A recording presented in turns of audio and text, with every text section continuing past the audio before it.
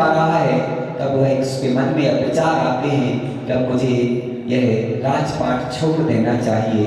और वह अपने चाचा को बुला करके कहता है कि मेरे अंदर असाध्य रोग हो गया है, अब मैं राजकार्य संभालने में असमर्थ हूँ, अब कृपया करके आप राजकार्य संभालिए। जिस दिन मैं स्वस्थ हो जाऊंगा उस दिन पुनः यह राजकार्य मैं वापस ले लूंगा। चाचा बहुत खुश हुआ। चाचा का नाम था अरिदमन। उसने कहा ठीक है, जब तक आपके शरीर स्वस्थ नहीं होता है, आपका यह रोग समाप्त नहीं होता है, तब तक मैं आपका राजपाट संभाल लूंगा और जिस दिन आप वापस आओगे मैं यह आपको सौंप दूंगा। वह रोगी अपने राज दरबार से निकल जाता है। जैसी वह जंगल की ओर जाता है, सारी की सारी प्रजा दुखी होती है और देख करके सारी की सारी प्रजाओं में अश्रु की धारा बहने लगती है कि मेरा राजा जो मेरे पिता की भांति मुझे पालन पोषण करता था, सारी सुख सुविधाएं देता था, लेकिन आज उसी राजा को असाध्य रोग हो गया और वह राजा जंगल की ओर चला जाता है। उसके जितने भी साथी थे वो भी सारे के सारे असाध्य रोग से पीड़ित थे। वह रोग ऐसा था कि उसके रोग की कोई दवा नहीं थी। ये कर्मों का फल है। आज हमारा शरीर स्वस्थ है, कल का भरोसा नहीं, कल पता नहीं हमारे शरीर में भी कोई रोग हो जाए और हो सकता है कि भगवान के दर्शन करना भी दुर्लभ हो जाए, क्योंकि भगवान के दर्शन भी बड़े पुण्य से मिलते हैं, बड़े सौभाग्य से मिलते हैं। वरना ऐसे बहुत सारे लोग हैं दुनिया में जो दिन भर एक बार भी भगवान के दर्शन नहीं कर पाते। समझ रहे कि नहीं? बहुत सारे ऐसे लोग होंगे, आपके सगे साथी संबंधी भी होंगे, रिश्तेदार भी होंगे कि वो भगवान के दर्शन करने का भी मन नहीं बना पाते हैं। क्यों? क्योंकि भगवान ने उन्हें पूर्व जन्म में थोड़ा पुण्य किया होगा, इस जन्म में उन्हें इतना संपन्न बना दिया कि उस जन्म में संपन्नता के कारण वह भगवान को भूलते चले जा रहे हैं। लेकिन ध्यान रखना, भगवान भी कहता है तू अगले जन्म का ताजा ताजा पुण्य लेकर के आया है। ध्यान रखना, जिस दिन तेरा ये पुण्य समाप्त हो जाएगा उस दिन तू पुनः मेरे दरबार में दौड़ा चला आएगा। और इसीलिए कहते हैं कि आपका जो पुण्य खाता है ना, उसको कभी कम मत करना, जितना बन सके उसको बढ़ाते ही चले जाना। जितना बन सके भगवान की धर्म की आराधना कर लेना, जाप अनुष्ठान कर लेना, सिद्ध चक्र महामंडल विधान कर लेना, ताकि आपका यह पुण्य कोष बढ़ता चला जाए, पुण्य कोष से कभी खाली ना हो। ऐसी भावना प्रत्येक समय होनी चाहिए। वह जो राजा था चला जा रहा था वन की ओर, वो जाते जाते वह कई दिन तक जंगलों में भूखा प्यासा चला जा रहा है। जो कल तक महलों में जिसकी सेवा के लिए सैकड़ों सैनिक खड़े रहते थे, सैकड़ों द्वारपाल खड़े रहते थे, आज वह चला जा रहा है। कर्म की मार बहुत बुरी होती है। वो पहुंच जाता है उज्जैनी नगरी की ओर। जैसे वह पहुंचता है और एक उद्यान में पहुंच करके जब सायंकालीन होती है उसी उद्यान में रुक जाता है और रुक करके वह उसी उद्यान में अति विश्राम करने लगता है। वह सोचता है सुबह जैसी होगी मैं यहाँ से आगे के लिए निकल जाऊंगा, और वह उसी उद्यान में विश्राम करता है। उधर उज्जैनी नगरी का राजा, वो भी एक बहुत धर्मनिष्ठ था, धर्मपरायण था, और धर्मपरायण के साथ साथ वह अपने जीवन में सबके लिए सुखी और संपन्न रखता था। उसके नगर में भी सारी की सारी प्रजा सुखी और संपन्न थी। सौभाग्य से उस राजा की 2 कन्याएं थी। दोनों कन्याएं भी बहुत निपुण थी, परियों के समान जिसकी बेटियां सुंदर थी, उससे गर्व था कि मेरी बेटी परियों की जैसी सुंदर है। और इस बेटियों पर उस राजा को गर्व था कि मैं सौभाग्यशाली पुण्यशाली हूँ कि मेरे आंगन में 2 लक्ष्मी की 2 परी हमारे आंगन में पट रही हैं, खेल रही हैं और धीरे धीरे बड़ी होती चली जा रही हैं। जैसी वह थोड़ी बड़ी होती हैं तो उनकी शिक्षा की व्यवस्था के लिए वह राजा अपनी बेटियों को एक अच्छे गुरुकुल में उनकी व्यवस्था करता चला जाता है। तो जैसी वह बेटियां उन गुरुकुल में शिक्षा पा करके और अपने जीवन को धन्य कर लेती हैं और धीरे धीरे वह बेटियां बड़ी होती चली जाती हैं। जैसी वह बेटियां बड़ी होती चली जाती हैं तो इधर राजा की रानी यानी उन बेटियों की माँ को याद आता है कि वर्षों बीत गए, मेरी बेटियां मुझसे कितनी दूर रही, मैं एक पल भी उनके बगैर नहीं रह पाती हूँ। प्रतिक्षण उन बेटियों की याद आती है उन माँ को। वह माँ कहती है कि सुनो महाराज, अब मेरी बेटियों की शिक्षा पूर्ण हो गई है, अब शीघ्रता से उन बेटियों के लिए कृपया करके आप वापस बुला लीजिए। तब राजा कहता है मुझे तो मालूम ही नहीं कि मेरी बेटियों की शिक्षा पूर्ण हो गई है। और महाराज अपने सैनिकों को आदेशित करके अपनी बेटियों के ससम्मान बुला लेते हैं। जैसी बेटियां महल में प्रवेश करती हैं और खुशियां छाई जाती हैं, दीप जलाई जाते हैं, क्योंकि बेटियां वर्षों के बाद महल में प्रवेश कर रही हैं। जब दोनों बेटियां आती हैं तो उनके माता पिता अपनी बेटियों को गले लगा लेते हैं और उन्हें लगता है कि दुनिया का सबसे बड़ा कोई सुख है तो मेरी बेटियां हैं। उन बेटियों को इतना पालन पोषण करके और इतना स्नेह और वात्सल्य देती हैं, उन बेटियों को भी लगता है कि इतने वर्षों से पिछड़े थे, पापा से बहुत दूर रहे, आज मेरे पिता मेरी माँ मुझे मिल गई। उन्हें इतनी खुशी हुई, बहुत अपार खुशी हुई। और दोनों बेटियों को बिठा करके बढ़िया से उनसे क्वेश्चन छेम पूछ करके उन्हें पुनः वापस अपने कक्ष में भेज देते हैं। जैसे ही समय बीतता चला जाता है, इधर माँ होती है, माँ कहती है कि सुनो, मेरी ये बेटियां बड़ी हो गई हैं, यह बेटियां विवाह योग हो गई हैं, अब इनके हाथ पीने करना चाहिए। तो महाराज कहते हैं मुझे तो पता ही नहीं कि मेरी बेटियां अब इतनी बड़ी हो गई हैं। तो महाराज अपने सेनापतियों को आदेशित करते हैं और स्वयंवर रचाते हैं। सारी बेटियों को देखने के लिए एक से बढ़ के एक राजा और राजकुमार आते हैं, लेकिन उन बेटियों को वो पसंद नहीं आती हैं। फिर उनके पिताश्री अपनी बड़ी बेटी से पूछते हैं कि बेटी बताओ, यदि आपके मन में कोई वर हो तो मैं खुशी खुशी उसी के साथ में आपका विवाह तय कर दूंगा। बड़ी बेटी से पूछने पर वह बेटी कह देती है कि पिताश्री, यदि आप पूछ ही रहे हैं तो मेरा विवाह कौशाम्बी नरेश के साथ तय कर दीजिए, मैं उन्हीं के साथ अपना जीवन बिताऊंगी। पिताश्री प्रसन्न हो जाते हैं और संदेश भेज देते हैं और जाकर के कौशाम्बी नरेश को जब वह संदेश मिलता है वो भी फूले नहीं समाते हैं और कहते हैं मैं इस विवाह के लिए तैयार हूँ।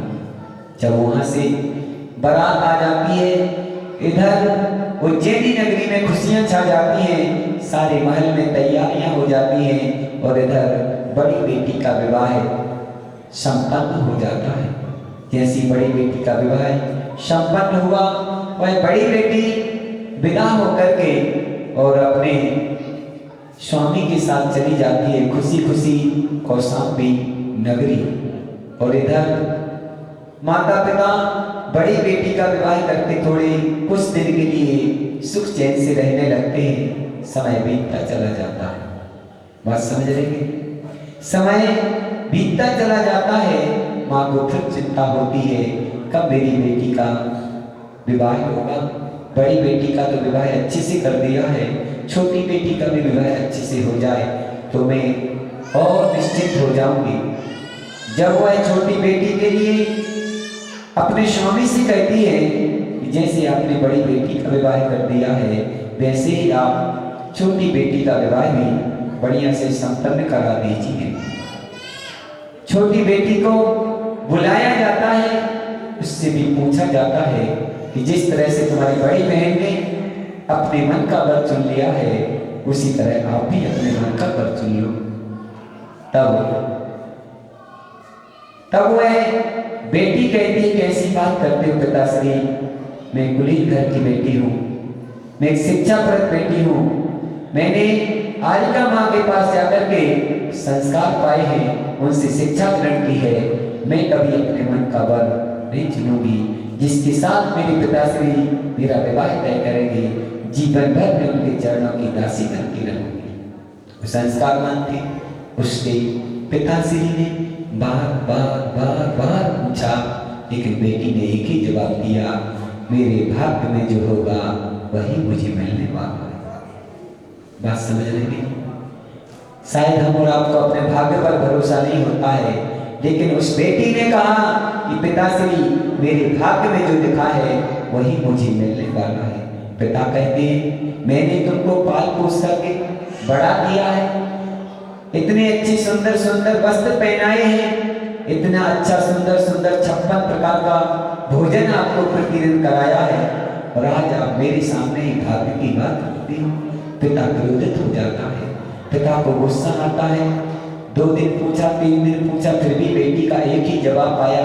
पिता ने कहा, ठीक है, मैं भी देखता हूँ तुम्हारे भाग्य में क्या लिखा है। और पिता जैसी सुबह होता है, भ्रमण के लिए निकल जाता है।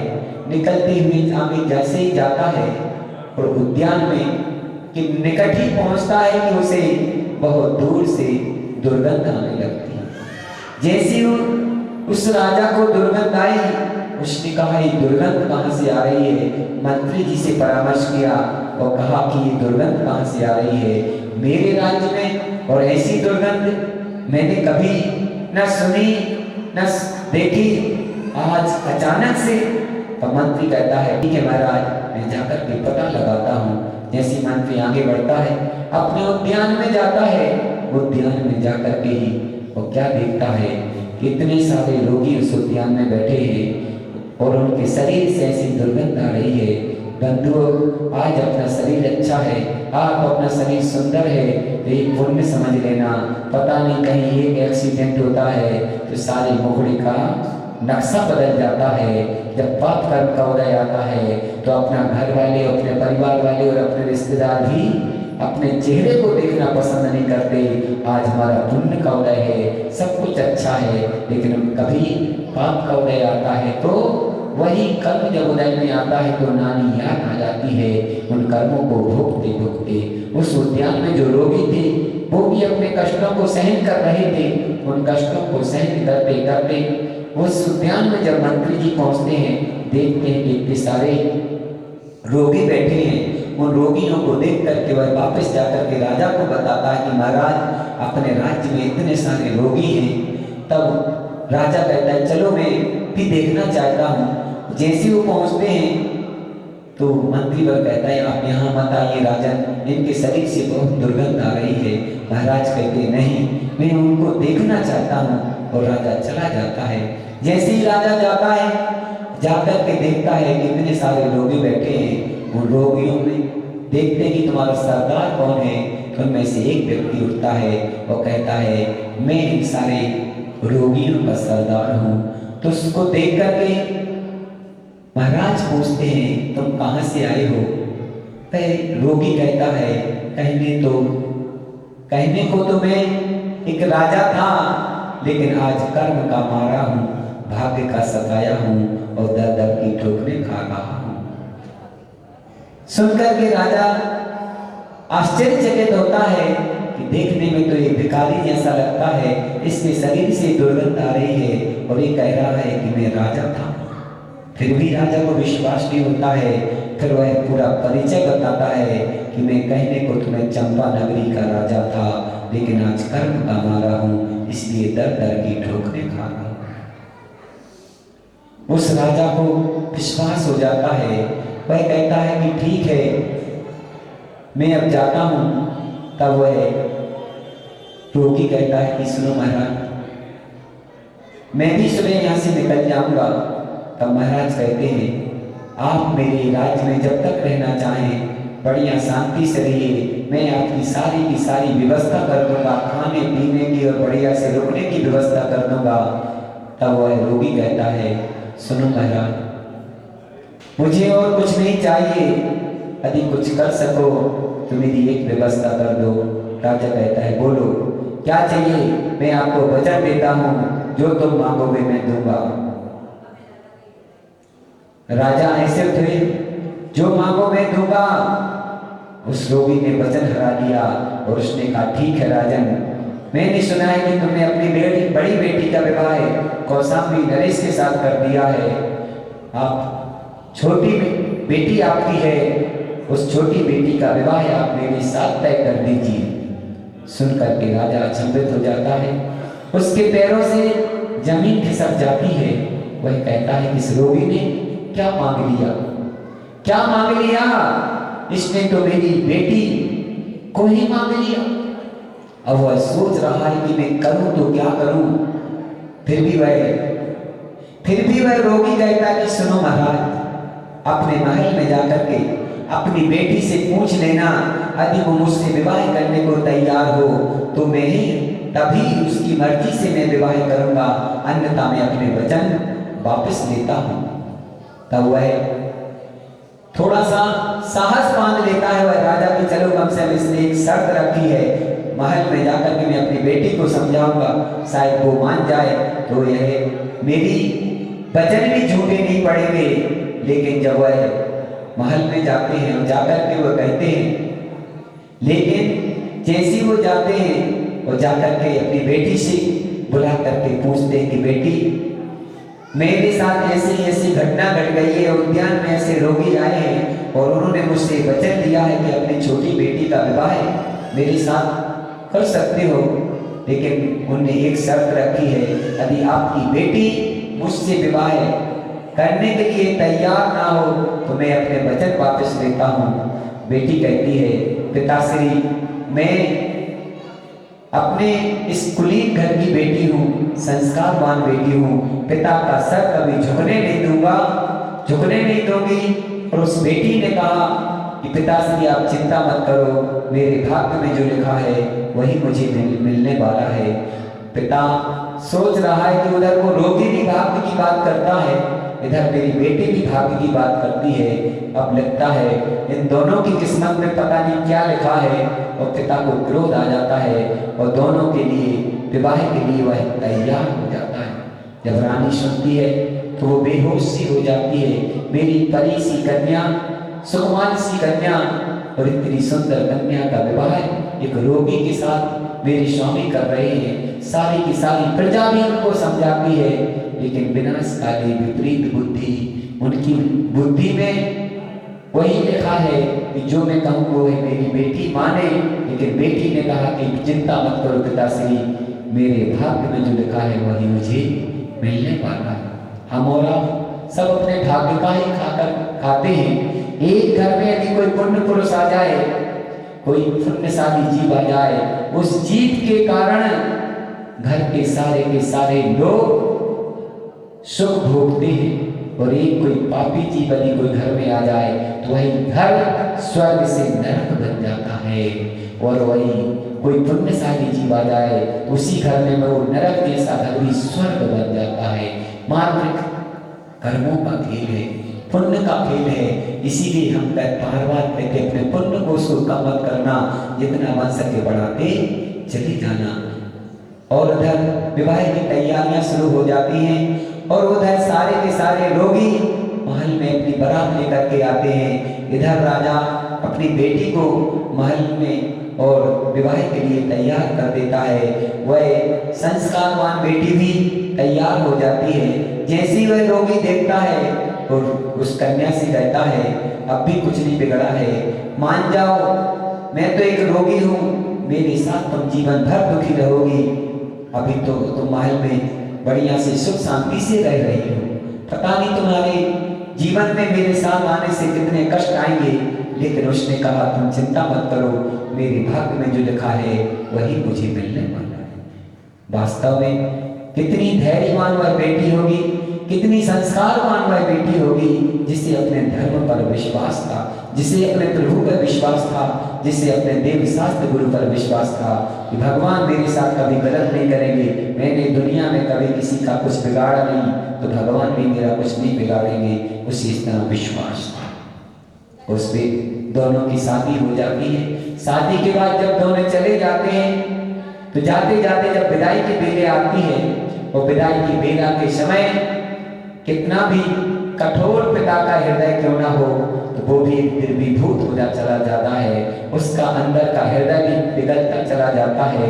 और जब वह बेटी जाने लगती है तो पिता की आंखों में भी आंसू आने लगते हैं, माता की आंखों में आंसू आने लगते हैं, और माता तो बेहोश हो जाती है जब बेटी की विदाई होती है।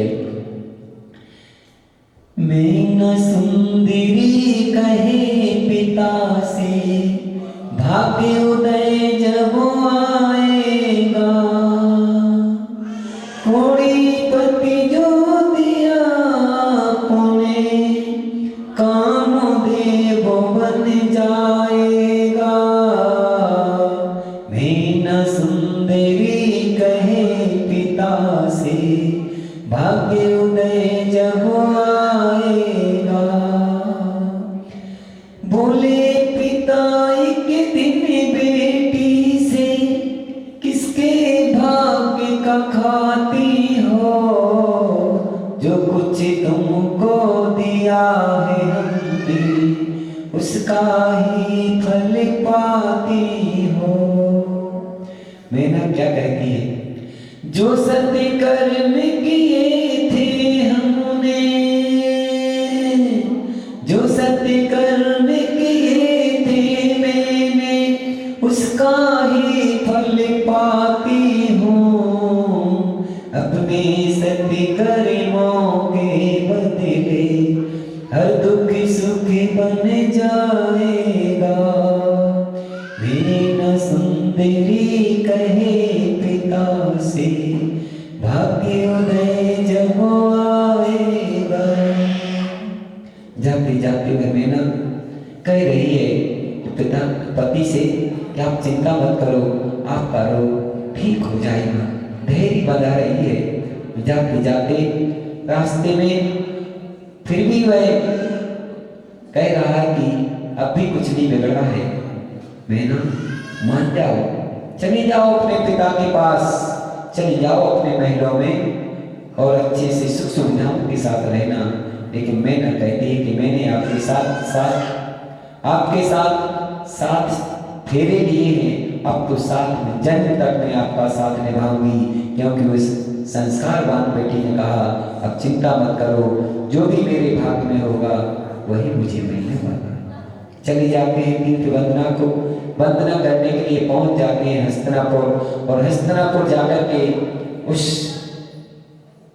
मैना को मुनिराज के दर्शन होते हैं। जैसे ही मुनिराज के दर्शन होते हैं और प्रसन्न हो जाती है, चलो आज मैं मुनिराज से अपने स्वामी के रोग का निवारण पूछूंगी।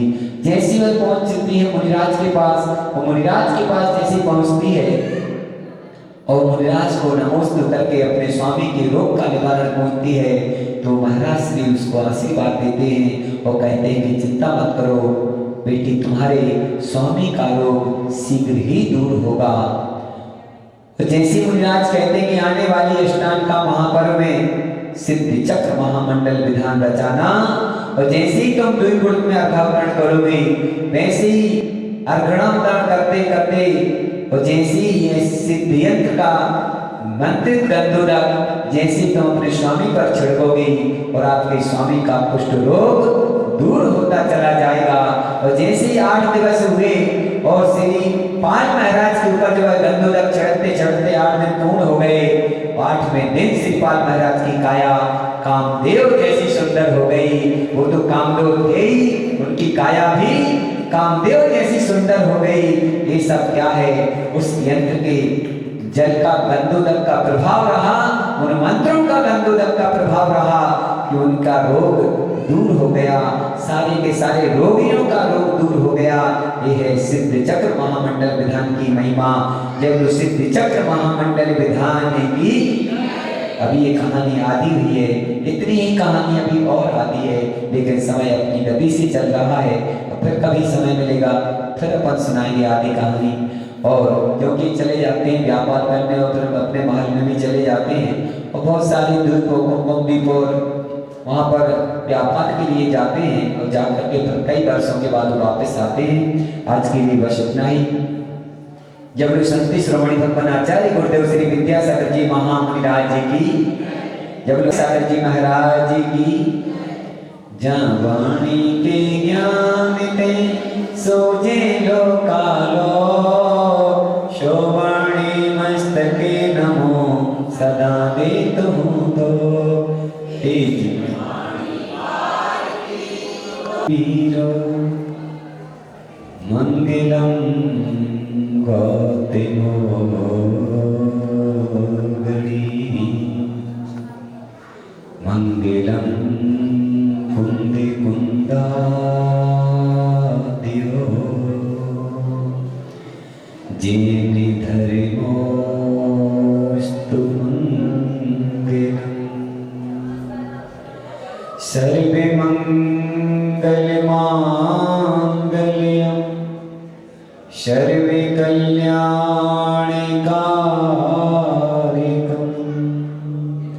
प्रधानम सर्वे धर्माणां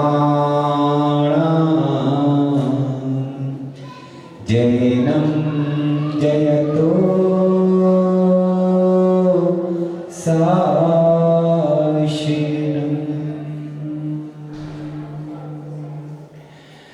गुरु तुम्हारे तप की चर्चा आज विश्व में होती है, इंद्र सभा में भी तो तेरे ज्ञान की अर्चा होती है। राजाओं सागर वैभव सब पाकर तुमने ठुकराया, तीन लोक में भोज मुनि पद गुरु आपने अपनाया। ऐसे ज्ञानी गुरुदेव का हमको मिला सहारा है, विद्यासागर गुरु आपको सत सत नमन हमारा है। विद्यासागर गुरु आपको सत सत नमन हमारा है। समय सागर जी गुरु आपको सत सत नमन हमारा है। जय बोलो अनंतानंद सिद्ध परमेष्टि भगवान की, पूज्य कुंडलपुर के बड़े बाबा जी की, जबल मूल्य श्री चिंतामणि पारशनाथ के भगवान की, जबल प्रातश्मणि संति सुमणि भगवानाचार्य गुरुदेव श्री विद्यासागर जी महामुनिराज की, जबल वाक्य श्रवणी आचार्य श्री 108 समय सागर जी महाराज की, जबल पूज्य महर्षि आनंद सागर जी, पूज्य महर्षि निरोग सागर जी, पूज्य महर्षि निरामय सागर जी महाराज की, जबल वंदनी आरिका मां श्री 105 शूद्रमती माता जी की, जबल वंदनी आरिका संघ की जय।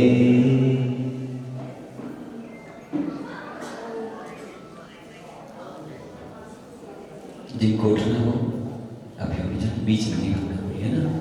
अभी जिनको जाना हो तो आप जा सकते हैं।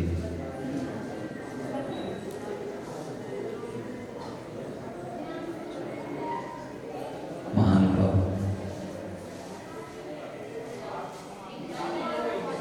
आज उत्तम संयम पर्व का दिन सुबह से लेकर के शाम तक आप लोगों ने बड़ी धूमधाम से मनाया। सिद्धि चक्र महामंडल विधान की बेला के पावन अवसर पर आज अपने प्रारंभ में प्रातः काल की बेला में कर्मदान महामंडल विधान संपन्न हुआ। अपन अपने जीवन में अनेक कर्मों को बांधते रहते हैं, लेकिन उन कर्मों को कैसे उनका निवारण हो, वह कर्म कैसे हमसे दूर हो, वह कर्म कैसे कर्मों का क्षय हो, उसका दुनिया में कहीं कोई निवारण करने का स्थान नहीं है। मात्र दुनिया में एक ही स्थान है, वो है भगवान जिनेंद्रियों की शरण। भगवान की चरणों में आकर के अपन दुनिया में बंधे हुए कर्मों का यहाँ पर क्षय कर सकते हैं, कर्मों को ढीला कर सकते हैं, क्योंकि आपने देखा होगा, सुना होगा, आगम में पढ़ा भी होगा कि राजा शरणिक ने कितने, बोलो, कितनी आयु बांधी थी? कितनी बांधी थी? 7, बोलो ना, 7 में नरक की आयु बंधी थी उनके लिए। समझ रहे कि नहीं? और 7 में नरक की आयु कितनी होती है मालूम है? 33 साल की आयु होती है। 33 साल की शून्य लगाते लगाते भी, समझ रहे कि नहीं? गिन नहीं पाओगे, इतने शून्य लगते 33 सागर में। और इतनी आयु वह जीव 7 में नरक में जाकर के भोगता है। स्त्री तो 7 में नरक तक पहुंच नहीं पाती, क्योंकि स्त्री में इतना सहन नहीं है कि वह 7 में नरक तक पहुंच। मात्र पुरुष वर्ग ही मात्र पहुंच पाता। सोचिए कितने आपने विदग्धी निकाले जैसे कर्मों का बंद किया होगा, तब कहीं जाकर के आपको वह आयु प्राप्त होती है। इसलिए बंधु, कम से कम जीवन में ऐसे कार्य होना चाहिए कि भगवान कभी हमें नरक गति प्राप्त ना हो। उस जीव से पूछो जो सागरों पर्यंत तक उस आयु को भोगता है, लेकिन दुनिया में आए मनुष्य आयु तो आपकी अल्प मृत्यु में भी हो सकती है, पूर्ण जीवन भी जी सकते हो, लेकिन नरक और स्वर्ग की एक ऐसी आयु होती है कि जितनी आयु का आप बंद कर लोगे, वह पूर्ण आयु आपको भोगनी ही पड़ेगी। समझ रहे? एक बार वह आयु प्राप्त हो जाती है तो आप जहां आदि नरक में पहुंच गए तो वहां से पूर्ण आयु करके ही वापस आते। कितने सालों तक वह जीव घोर शुक्र सागर में प्रयोग, कितने कष्टों को वह भोग कर चला जाता है, लेकिन फिर भी अपन इस मनुष्य पर्याय को पाकर के भी अपन समझ नहीं पाते हैं। प्रत्येक क्षण, प्रत्येक समय कर्मों का बंद हो रहा है। यहाँ बैठे हो जब तक शुभ कर्मों का बंद हो रहा है। बैठे रहे, कुछ भी कर भी नहीं रहे, लेकिन मात्र बैठने से ही भगवान के समोषण में शुभ कर्मों का बंद होता है। और आपके जो परिणाम होते हैं, परिणामों में भी निर्मलता आती चली जाती है। और अभी यहीं से जब यह परिसर से बाहर निकलोगे तो आपके परिणाम बदल जाएंगे, आपके भाव बदल जाएंगे, और आपके कर्म भी उसी तरह आपको फल देने लगेंगे। आपके परिणामों में उसी तरह से वर्गणाएं आने लगेंगी, और आपके अंदर जो भाव चलेंगे वैसे ही आपको कर्मों का बंध होता चला जाता है। दुनिया में कहीं भी जाओ, लेकिन ध्यान रखना, यदि कर्म काटने का एक ही स्थान है तो वो है जिनेंद्र भगवान की शरण। सच्चे देव शास्त्र गुरु की शरण में जाओगे तो निश्चित रूप से आपको सुख वर्ण, सुख पुण्य की प्राप्ति होगी। और दुनिया में कहीं भी चले जाना, वहां आपको सिर्फ कर्म बंद ही होगा, वहां पुण्य की क्रियाएं नहीं होती। पुण्य की क्रियाएं तुम्हारे एक स्थान पर होती हैं जहाँ जिनेंद्र भगवान का समोषण लगा हो। यहाँ आकर के आपके परिणाम अपने आप शुद्ध बनते चले जाते हैं। वह एक नगर की ओर हम आपको ले चल रहे हैं, जिसके माध्यम से यह सारा संसार में आज तक यह अनुष्ठान चल रहा है। एक नगर था, उस नगर में 2 भाई रहते थे। वह दोनों भाई बहुत अच्छे से अपने राजकार्य में इतने व्यस्त रहते थे, इतने व्यस्त रहते थे, वो सारी प्रजा का पुत्रवत पालन करते थे। दोनों भाई थे, दोनों भाई का नाम था, एक का अरिदमन और एक का नाम वीरदमन। दोनों भाई बहुत अच्छे से रहते थे। अरिदमन बड़े भाई थे और वीरदमन छोटे भाई थे। और वीरदमन के एक पुत्र रत्न की प्राप्ति हुई। वह पुत्र इतना सुंदर था, उसको देख करके लोग देखते ही रहते थे उसकी ओर, क्योंकि वह मोक्षगामी जीव था। क्योंकि जब जो मोक्षगामी जीव होता है वह इतना सुंदर होता है तो उसकी ओर निहारते निहारते अपलक ऐसा लगता है कि अब तो देखते ही रहे। कोई कोई बेटा किसी के यहाँ होता है तो ऐसा लगता है वो अच्छी पुण्य लेकर के जो आता है वह जीव बहुत पुण्यशाली होता है। उस नगरी में वह बेटा हुआ, धीरे धीरे वह बेटा बड़ा होता चला गया। जैसे वह बेटा बड़ा होता है, युवावस्था को प्राप्त होता है, तब उसके पिताश्री के मन में विचार आता है, अब मेरा बेटा बड़ा हो गया है, अब मुझे इस संसार में नहीं रहना है। जैसे ही बेटा बड़ा होता है, बेटे को राजगद्दी पर बैठाता है और उसके पिताश्री वन की ओर चले जाते हैं।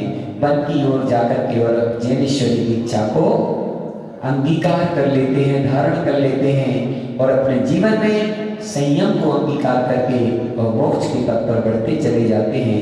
इधर बेटा राज कार्यों में व्यस्त है, वह बेटा इतना अच्छे से अपने प्रजा का पालन कर रहा है, पूरी प्रजा को किसी भी प्रकार की कोई कमी नहीं है, सारी की सारी प्रजा बहुत सुखी और संपन्न है, किसी प्रकार की कोई कमी नहीं है।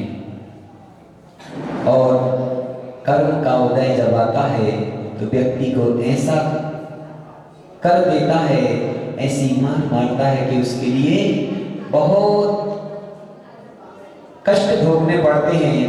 आज सुख के दिन हैं तो कल दुख के भी आ सकते हैं। उसके जीवन में भी ऐसा कर्म आया, उसके लिए एक ऐसा रोग हो गया, वह रोग ऐसा हो गया कि उसके शरीर में सारे के सारे पीड़ाएं, सारे के सारे कष्ट ऐसे अपने आप होते चले जा रहे हैं। लाखों वैद्यों के माध्यम से भी उपचार करने के बाद भी उसे कोई आराम नहीं मिल रहा है। वह रोगी इतना कष्ट पा रहा है, अब वह सोचता है मैं इस गद्दी को कैसे संभालूं, अपने राज कार्यों में समय